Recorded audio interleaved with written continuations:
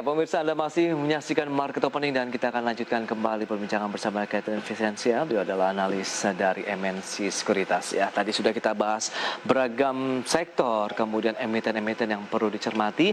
Ada yang sudah mengalami kenaikan dan sudah mendekati level resistennya. Jadi kita harus hati-hati. Bahkan disarankan sudah punya sebaiknya kita mengambil posisi jual dulu begitu ya, mengambil take profit. Dan di segmen ini saham-saham apa saja ini Mbak Katie dari MNC Sekuritas yang masih bisa direkomendasikan menyikapi market yang masih ya kita lihat pergerakannya cukup positif ini. Silakan.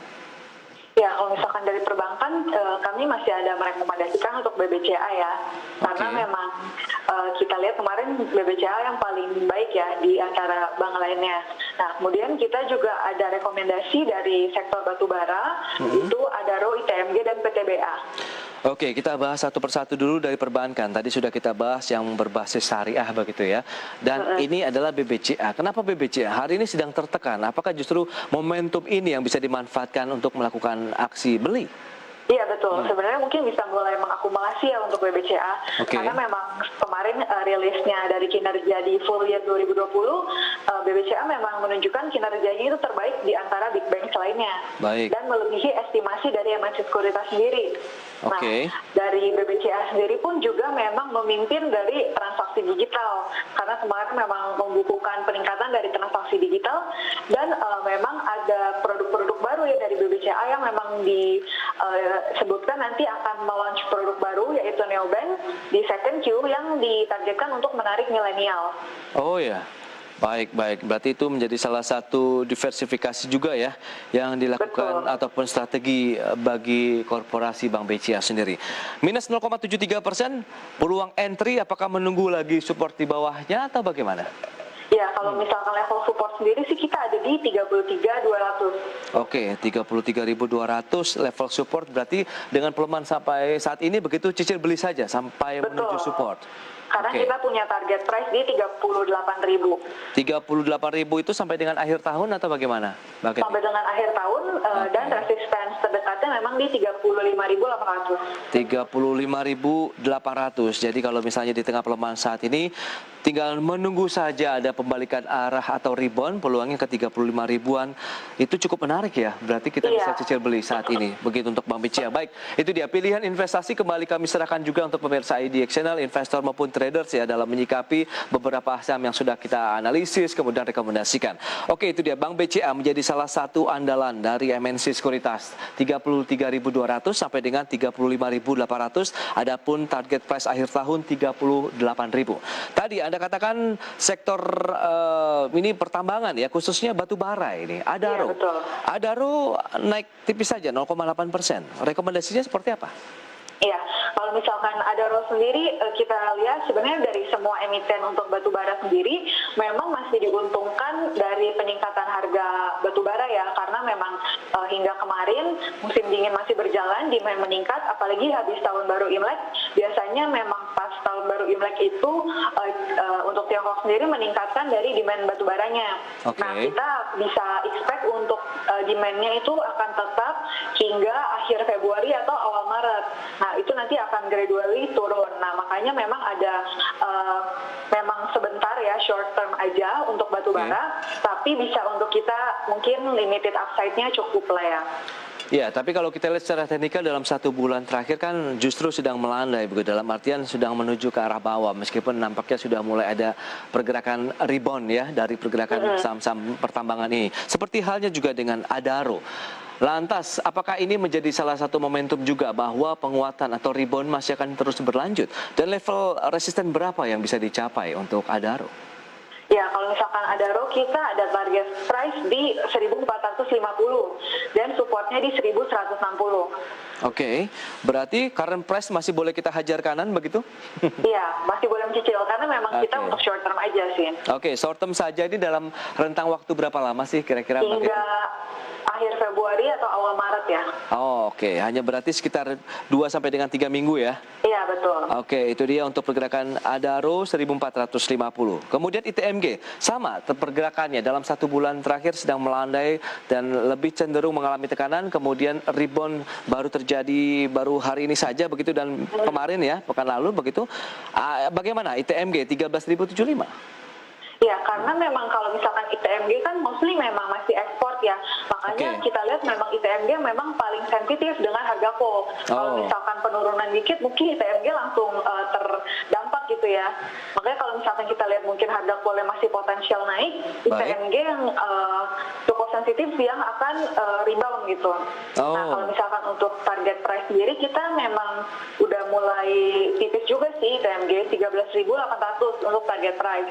Oke. Sementara support kita ada di 11.700. 11.700 sampai dengan 13.800 range pergerakan dari ITMG sendiri. Lantas, bagaimana dengan potensial upside selanjutnya? Apakah ini juga sampai dengan 2-3 minggu saja begitu untuk investasinya? Iya betul, karena kalau misalkan nanti kita lihat untuk batu bara mulai declining ya atau mulai turun, Ya. itu pasti akan mempengaruhi ITMG. Oke, itu dia. Berarti memang momentumnya juga dari pergerakan harga komoditas internasionalnya juga ya mendukung. Betul. Oke, baik. Itu dia. Berarti demand sedang naik, ada ROE ITMG dan PTBA selanjutnya yang Anda rekomendasikan. Ya, kalau misalkan PTBA sendiri kita lihat ya memang bervariasi banget ya untuk bisnisnya. Oke. Karena memang PTBA baru turun untuk proyek hilirisasi baru yaitu aktivasi karbon dengan partner dari Australia. Nah, selain itu juga kan memang PTBA punya proyek gasifikasi yang dengan Pertamina. Oke. Nah, selain itu juga sentimen lainnya PTBA adanya potensi akuisisi untuk PLTU Python. Oh, oke. Berarti memang secara fundamental mendukung nampaknya begitu ya. Karena Iya, tadi betul. aksi korporasi, kemudian adanya harapan penambahan pundi-pundi baru dengan ladang bisnis baru menjadi peluang menjanjikan untuk PTBA. Iya betul. Oke. Kalau untuk target price kita di PTBA itu ada di level 3.000 dan Oke. supportnya di 2.450. Baik, itu target price sampai dengan akhir tahun atau jangka pendek resisten? Kalau ini sebenarnya bisa untuk sampai akhir tahun Oh ya, yang PTBA. Oke, PTBA. Karena kita lihat memang ya fundamentalnya cukup baik sih. sampai dengan 3.000 ya peluangnya ya. Iya. Oke, itu dia. Berarti dari sektor komoditas, khususnya pertambangan batu bara yang bisa menjadi pilihan. Bagaimana dengan komoditas perkebunan? Karena kita tahu juga kan harganya sedang membaik loh. Bagaimana nih, Mbak Kety? Ya, sebenarnya kalau komoditas perkebunan juga kita masih untuk rekomendasi ya, Ya. meskipun kemarin harganya sempat turun ya untuk harga CPO. Nah, Oke. itu juga kan menekan juga untuk harga ALI dan LSIP. Nah, tapi untuk ALI dan LSIP sendiri sebenarnya kita masih merekomendasikan baik. Untuk ALI sendiri kita ada target price di 14.350. Oke. Dan LSIP sendiri cukup tinggi ya di 1920. Berarti masih menarik dong. Iya, Kalau- karena memang kita lihat fenomena yang untuk La Nina ini kan mendorong penurunan dari produksi, nah Yes. itu akan meningkatkan dari harga CPO.